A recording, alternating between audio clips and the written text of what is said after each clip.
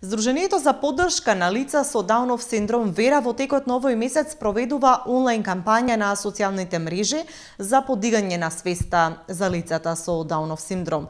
Колкумина личности се опфатени со неа и која е главната порака која што се упатува?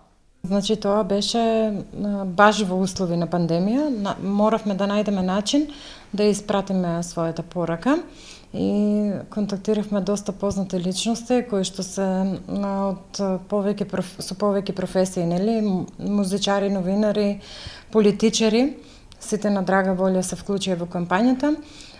Идејата беше да ни испратат своја видео порака, да се снимаат сами и да ни ја пратат, а ние видеото го објавуваме на нашата Facebook страна и на Instagram страната. Навистина ми е мило што досега имаме објавено 35 видеа и тоа како од наши познати струмички сограѓани, познати музички имиња, од новинари, политичари и се надевам дека ќе се вклучи уште некои до крајот на месецот, а последните 5 дена ги оставаме за родителите.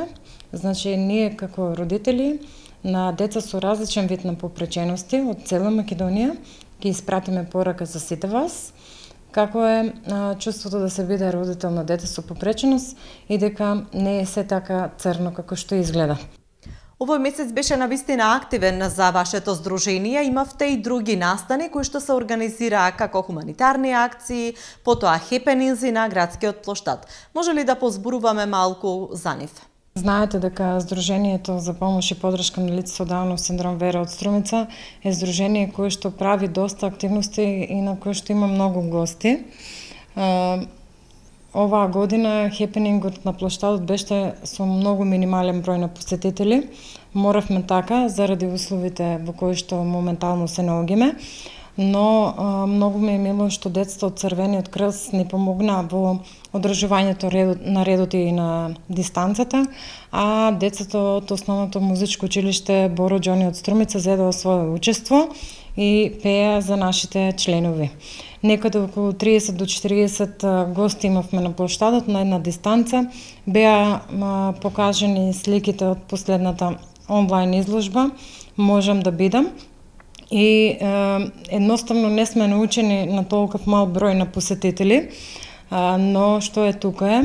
Се надевам дека цела ситуација ќе се промени и веќе од наредната година нашите планирани активности и проекти ќе бидат со поголем број на посетители. Морам да спомнам и тоа дека ревијата "Убави сме, своји сме" оваа година ја одлагаме за напролет, затоа што не е фер да направиме нешто со мал број на посетители, нешто кое што сите сакат да го видат и затоа решивме "Убави сме, своји сме" да ја видиме во едно пролетно или летно издание наредната година. Сега засега останува така.